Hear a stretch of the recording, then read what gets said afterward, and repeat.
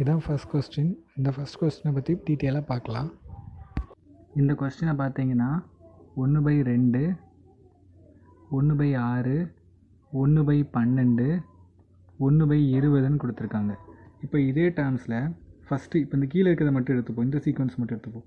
இப்போ 2, 6, 12, 20ன்னு கொடுத்துருக்காங்க. இப்போ இதுக்கு எவ்வளோ கூடுதுன்னா 4 கூடுது.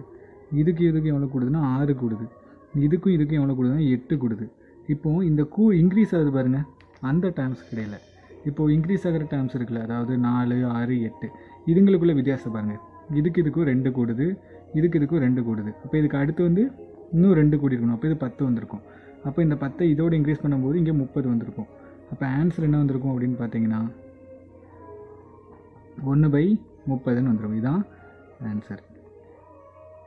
இது செகண்ட் கொஸ்டின். டீட்டெயிலாக எழுதி வச்சுக்கோங்க. இது காம்பவுண்ட் இன்ட்ரெஸ்ட்டை பேஸ் பண்ணி வரும். அசல் அமௌண்ட் என்ன அப்படின்னு பார்ப்போம். அசல் வந்து 4000 அசல்.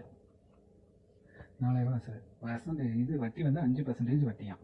5% வட்டி 2 வருஷம். இயர்ஸ் வந்து இத்தனை 2 இயர்ஸ், 2 வருஷம்.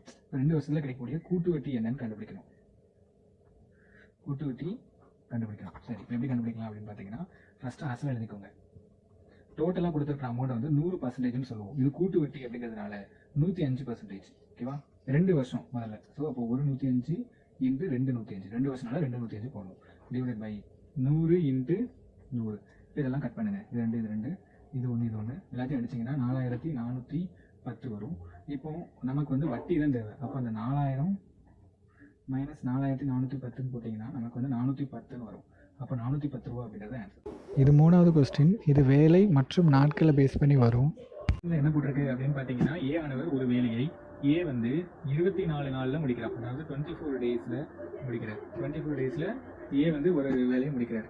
பி வந்து ஏயை கம்பேர் பண்ணும்போது 50% அதிகமாக வேலை செய்வாராம். அப்போது ஏ கம்பேர் பண்ணும்போது பி எத்தனை சதவீதம்? 50% அதிகமாக வேலை செய்வார். இப்போ ஏ வந்து நீங்கள் 100% வச்சுக்கோங்க. 100% பி எவ்வளோ இருக்கும்? 150% வேலை செய்வார். இப்போ ஏ வந்து 24, பி என்னன்னு கண்டுபிடிக்கணும். அவ்வளோதான். இப்போ எல்லாத்தையும் கட் பண்ணுங்கள். இதே கட் பண்ணிடலாம். I2 10, 15, இதை அடிச்சோன்னா 8. அப்போ எக்ஸ் வந்து என்னது? 16. அப்போது பி வந்து எத்தனை நாளில் முடிப்பார்? 16 நாட்களில் வேலையை முடிப்பார் அப்படின்னு போட்டுருக்கு. அப்போ பி வந்து எத்தனை நாள்? 16 நாள்.